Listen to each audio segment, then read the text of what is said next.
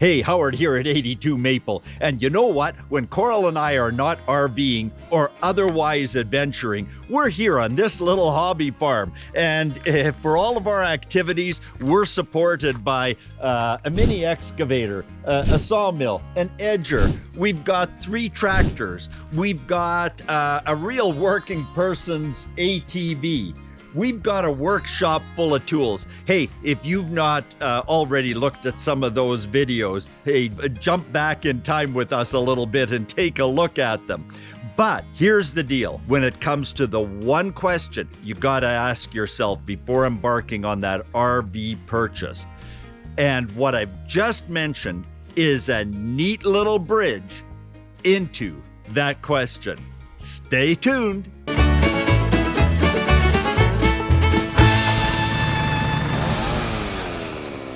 Okay, so let's jump into this. Here's the question. What is your appetite for DIY, as in do it yourself?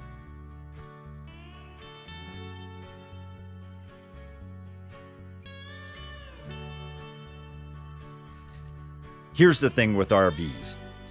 One of 2 things is going to happen. Either one is equipped with background training, experience, some basic working knowledge of tools to the extent that one can do their own repairs, or has a deep wallet, because some of the repairs and repair items that I'm going to go through that I've experienced and which are really representative of the RV experience call again for those deep pockets.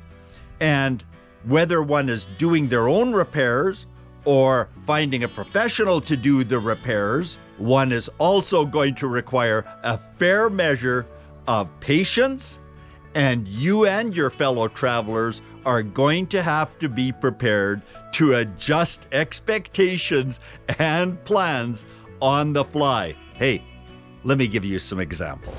Okay, so go back in time with me to the purchase of a Class A motorhome. Easily the most luxurious RV I've ever owned. At the beginning of our 2nd week of ownership and use, the fridge quit. Not a thing we could do about it. I actually paid extra for a mobile RV repair service to come out and look at the unit so I didn't have to uproot the family, which included 4 sons, age 13 and younger, and the diagnosis was that the computer board was faulty. So it needed to be replaced. First, it needed to be ordered, sourced, and then replaced. So, big adjustment.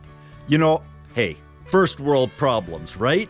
But for the duration of that 3-week holiday, part of our duties were managing a large ice chest.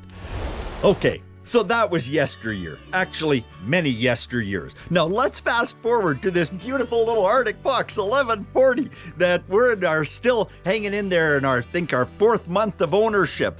And when Coral and I embarked on what was in total a 7-week excursion, we discovered very early on that when boondocking, the fridge would not ignite on the LP, the propane gas system.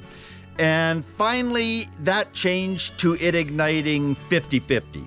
So we have things in the freezer, we have things in the fridge, like you would expect. And yeah, we had to manage. Again, first world problems, but if you're not prepared to roll with it, you know what? You can start hating your RV in a big hurry. And that's not why you bought it, is it? Okay, just one more little story about that Class A that I said I had purchased, and it being easily the most luxurious RV I ever owned. It was powered by a 454 Chevy gasoline engine. And here's the deal. Again, in the first few days of ownership, suddenly the engine was misfiring. In fact, that was the first few hours of our very first road trip. Again, 4 little boys in tow, all under age 13. We limp into a GM dealership. We have a diagnosis done, and the number 8 spark plug wire had fried. It was replaced Who knew why it fried at that point? And we carried on. And 5 hours of travel later, of course, we're stopping often with little boys, so it actually was a couple of days later that we discovered that the number 8 cylinder was again missing and misfiring, and the spark plug wire was fried. Well, here's the deal. Inside of a Class A motorhome, if it's gasoline powered and not a rear pusher, there's what's called a doghouse. It's the engine cover. And it was fitted so tightly, all this being done by a major manufacturer with a great reputation that has endured for decades, right up to today, had fitted the doghouse so tightly over the engine that the heat buildup at the back right-hand side of the engine was so intense, it literally would wreck the number 8 spark plug wire. So I learned to carry a small supply of those wires, and as my wife and little sons were trekking off to explore that ghost town or get their first few slides in on the water slide that park that we had just pulled into, guess where I was? I was in the parking lot with a handful of tools changing out that number 8 spark plug wire. Hey, you know what? That situation could not be rectified by the dealer. It could not be rectified by the manufacturer. We put 20,000 miles on that unit before selling it, and that issue endured to the day that we sold it. Let's fast forward to another brand new purchase. And my wife Coral takes our beautiful little recent purchase on the back of this F350, not the Arctic Fox, but a predecessor unit. Went out to do some boondocking, horse camping, went to retract the side slide. It wouldn't retract. Guess what? The side slide in and out as few times as it had been in the short period of ownership to that point had literally worn through a badly placed wire and a roll of electrical tape, a handy DI wire, and 2.5 hours of diagnosis and fix later. Coral was able to retract that slide, which was a really good thing because she was at least 3 hours from the nearest RV repair shop. And how do you get a unit there with a side slide sticking out 2 feet? Hey, these again are just representative examples of things to be prepared for. Now continuing to an inside the unit issue that one can be prepared for, even with a brand new unit. There's that little CO2 and LP, liquid propane gas detector unit. Well, guess what? They detect more than CO2 and more than LP gas leaks. So we just had a number of experiences on our road trip with this little unit where for no apparent reason initially, the alarm went off. And when that alarm goes off, it's meant to wake you up. It is super, super annoying. And as it turned out, one of them had something to do with something I was cooking. We had the fans on, everything was venting, there was lots of oxygen. And another time, we fired the furnace for the first time in the trip, and it blew some stuff out of the vents. Had a long talk with the RV dealership. In fact, this is one of 6 conversations I've had with our qualified RV technicians over the years. And that little detector actually does its job. It does it well, and it detects far more than CO2 and LP gas. Hey, it happens. Okay, so as you can tell, we've moved indoors, and on our way in, Coral just reminded me that I missed something really important about that LP gas and CO2 detector. One can't just shut it off. So there's a couple of things one can do. We usually will grab this towel right here and wave it vigorously in front. And that issue became so annoying on a previous purchase of ours, I finally just went and cut the wires. I satisfied myself that there wasn't a CO2 problem, there wasn't an LP gas problem, and it just became so eminently annoying. I don't recommend it. I'm just telling you what I did. So let's move beyond repairs and mechanical surprises to things that you might need to do. In a previous video, we had said that we had hung up some hangers and hooks just to personalize it. That doesn't take a lot of skill. A little bit more skill was required to put our Starlink mount onto the wall without penetrating any electrical wires and plumbing. And one has to check those things out and do the proper detection and analysis. To have our Starlink working effectively, I also had to drill through into a compartment from the outside, through under the bench, and then run some wiring. We've got wiring harnesses and other things back there. And just to have things the way you want them. There's a little bit of skill or expertise involved. You can do it yourself or you can pay somebody to do it. But generally, for full enjoyment, it's something you want to do. There's a hanger rod up in here for hanging hangers, but the issue is on all of the closets in this unit, and again, it's just the nature of the beast. We have a lot jammed into a very small unit, and so it's not exactly regulation size hangers. So we went through about 4 or 5 stores looking for hangers.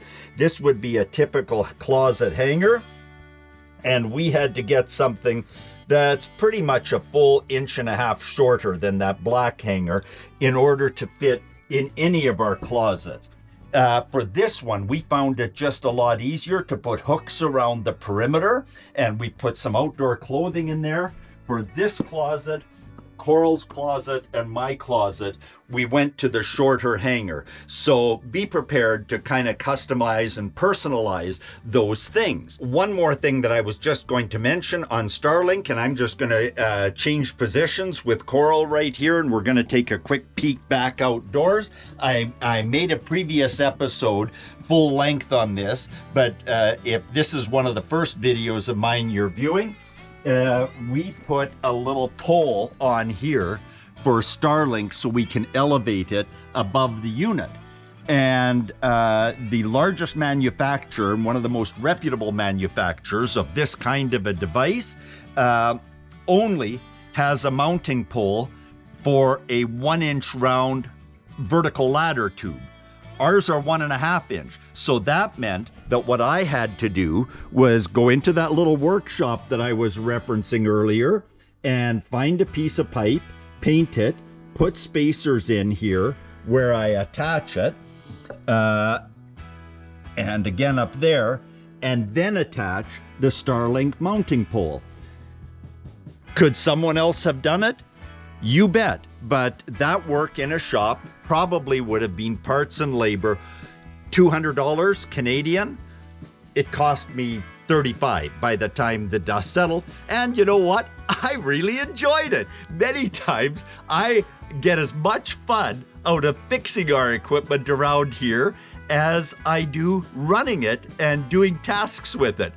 That's a question that everyone has to answer for themselves in terms of their comfort level around do-it-yourself. Now, I'm going to again switch places with Coral, and there's some other little issues, and this falls more into the realm. Well, let me do one DIY issue, and then what falls into the realm of some extra attention to detail that one has to be prepared to deal with. So I had mentioned the bathroom cabinet and some of its shortcomings in a previous video, but if you haven't watched that, here's the deal. Anytime we put items on these shelves, they would weigh against the door. We would come to park the RV and the door would be open and the contents would have been deposited into the sink.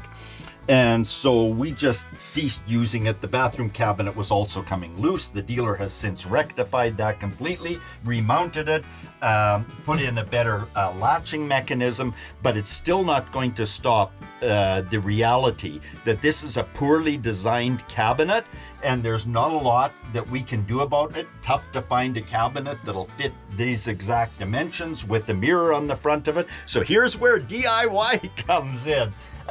One of the things I'm going to tackle before the weekend is I'm going to head for the workshop and build a little ledge right in here, or a lip, get some wood, do a little woodworking, probably paint it white. Maybe we'll go for wood grain. And I have some ideas for attaching it here, and we'll be able to use this cabinet rather than leave it unused, because it simply isn't usable in its current format, and there's nothing the dealer or the manufacturer are going to do about that. And again, we didn't have the luxury of actually touring this exact unit before buying it, so we couldn't spot it. So now we've lost any leverage we had around that. Hey, we'll run with what we brung, as they say. But while we're in the bathroom, let's talk about some water issues. Let me start with the purchase of a used Class A long time ago. And we inherited black tank issues from the prior owner. We had the unit checked by a professional, but things were overlooked. And what it resulted in was a drive from Spokane, Washington to Vancouver, British Columbia, with the inside of that particular unit smelling a lot like a derelict outhouse. Not a pleasant experience. And I can't emphasize enough, nothing more annoying than black tank issues. Be prepared to deal with those in one fashion or another. Now let's move on to talking about freshwater. And one of the first freshwater items I want to talk about is an RV unit, by its nature, has an onboard water pump for those days you're boondocking, or you just need to use water along the road somewhere. And so here we have in the shower some taps, and we have some hangers. And so down on the floor is a bath mat, positioned pretty much exactly where it fell from this hanger here while we were on the road. On its way down, it hit that handle, opened it up, and we could easily have walked in the door to a flood. Two things. Yes, there's a gray tank underneath that should have absorbed most of the moisture, but as Coral demonstrated when she focused in on that bath mat, it fell right over the drain. And so it would have inhibited the water with the sloshing and stuff that would have happened inside there, would have been out here. We would have had a real mess. Coral and I check and double check with each other that the water pump up on this little control panel up here has been switched off while traveling. And those are things that one doesn't have to pay attention to around their home. You don't have to pay attention to them in your car. There's a whole little new skill set involved. And you can see that had that not been turned off, that can turn a very enjoyable day into a super frustrating day. 3 more items relating to fresh water. Number 1, you may be intending on doing some boondocking, but there's a bit of planning required. This unit here has a 50-gallon fresh water tank, 50 or 55. Do the math, that's over 400 pounds of fresh water.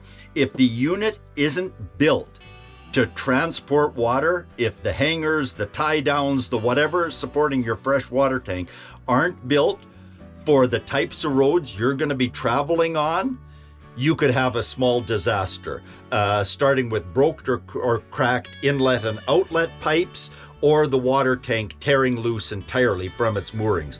400 pounds with water sloshing around inside a tank is not something to be trifled with. Number 2, just because you have fresh water on board doesn't mean you can drink or cook with it. Over the course of a year or 2 or 3 of RV ownership, unless that tank is maintained, and that's a whole nother subject for a whole nother day, and your RV dealer will be able to give you the lowdown on that, you and your family quite ill if you assume that you can drink or cook with the water that's in the tank. We always carry a good supply of bottled water with us. Number 3, just because you have fresh water on board, it doesn't mean that you can just open that tap and have it appear magically. In our 10 years of ownership of a prior truck bed camper, I changed out the water pump 3 times, twice during a road trip. Now, it's not hard to do. you need some basic tools, you need a little bit of basic know-how, and you need that water pump. So sometimes getting that water pump can be the biggest challenge. And after I swapped out and put water pump number 2 and installed number 3, I purchased an extra water pump, had it riding around with us. And if you're wondering what that looks like, here it's very easy to access. In the previous unit, it wasn't. This is the little water pump sitting right down in here. It doesn't look like it would be too much of a pain to get in and out of there. There's some wiring involved. There's a little bit of plumbing involved. But wouldn't you know it, the magic that came with purchasing water pump number 4 was we went 3.5 years and I didn't even need to use it. So there you go. Who could have guessed at that? Well, there you have it. You could take what I've just mentioned as anecdotes, but really it's representative of the types of issues that I've faced over 3 decades of RV ownership and others have faced, plus a lot more. Point being, RVs are homes on wheels. And if that's not enough of an issue, they're being manufactured and sold in an unbelievably finicky and price-sensitive marketplace. As I see it, navigating the wonderful world of RVs requires either a strong do-it-yourself ability or deep pockets, plus a real need for patience and an ability to be flexible and change plans as circumstances change. I hope that this has been useful, even helpful to you if you're contemplating RV ownership. And I could go on all day, but instead I'm pasting in a couple of links to RV owners, well, one RV owner and one RV technician. I think you'll find their perspectives really practical and useful. So enough about RVs for today. Thanks for being part of the journey. Hit that subscribe or like button if you found this or this channel in any way useful. And you know what? I'm gonna take these 8 fingers and 2 thumbs and head on over here. I've just taken delivery of a mini excavator, and Coral has some projects lined up for me today. Who could have guessed?